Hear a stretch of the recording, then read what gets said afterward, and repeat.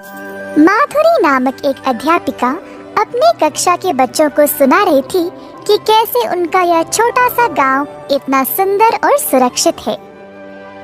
बच्चों, क्या तुम सबको पता है कि हम सब क्यों इतने खुश, स्वस्थ और सुरक्षित हैं इस गांव में? ये सब एक अच्छी चुड़ैल स्वस्ति की वजह से है। अपनी शक्तियों का उपयोग करके वह इस गांव की और गांव के सभी लोगों का ध्यान रखती है। अध्यापिका जी, स्वस्ति दिखने में कैसी लगती है? स्वस्ति हमारी तरह ही एक साधारण महिला थी। अब क्योंकि स्वस्ति मुलायम दिल की थी, तो प्रभु ने उसको कुछ अनोखी शक्तियों का वरदान दिया था। उस समय से उसने यहाँ सब कुछ छोड़ा और उस पहाड़ पर जाकर रहने लगी। आज तक इस गांव में किसी को भी कोई आपत्ति नहीं हुई, उसी की वजह से। यहाँ के खेत, फूल, फल, लोग, उसने हर एक चीज का ध्यान रखा है। उसी की वजह से हम यहाँ एक सुखी जीवन बिता रहे हैं। पर अध्यापिका जी, क्या हम स्वस्ति को देख सकते हैं? स्वस्ति इसी गांव में रहती है, वो पहाड़ नवरत्नम के ऊपर। लोगों की उपस्थिति होने के समय वो आगे नहीं आती।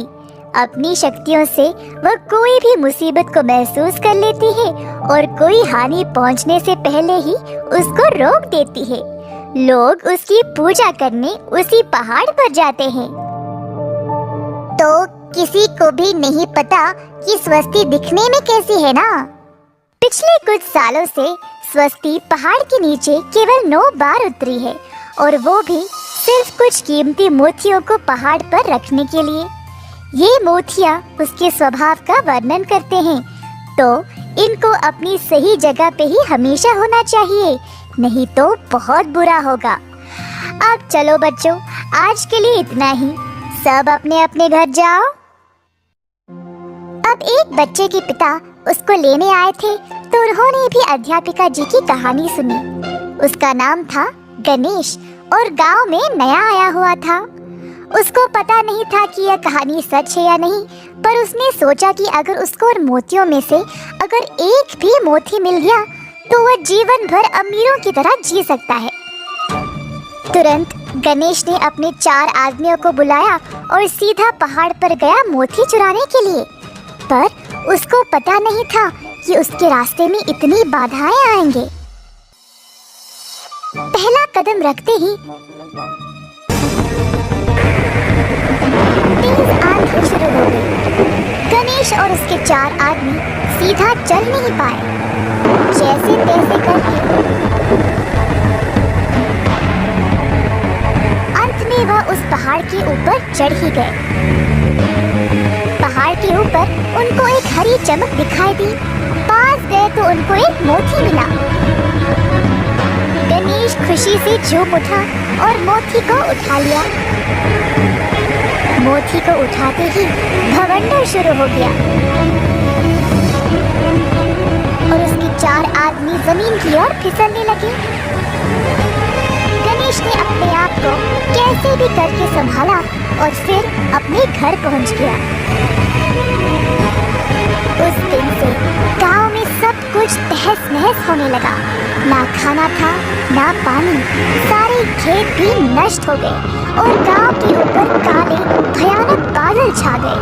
कोई भी घर के बाहर भी कदम नहीं रख पाया तूफान की वजह से। आखिरकार गांव का एक बूढ़ा आदमी गणेश के पास गया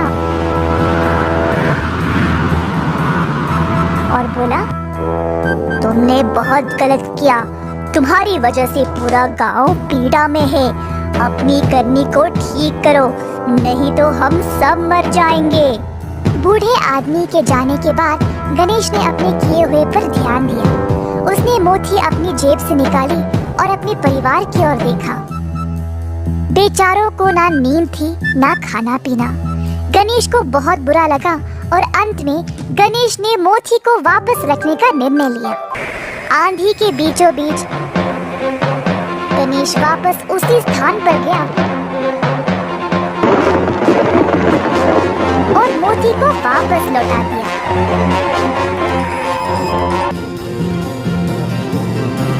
रमेश के ऐसा करते ही सारी परेशानी खत्म हो गई और गांव की स्थिति वापस शांत और सुंदर हो गई। इस घटना के बाद स्वस्ति गांव में आई सबको उन मोतियों का महत्व बताने के लिए। उस दिन से किसी ने भी मोतियों को छूने की हिम्मत भी नहीं की।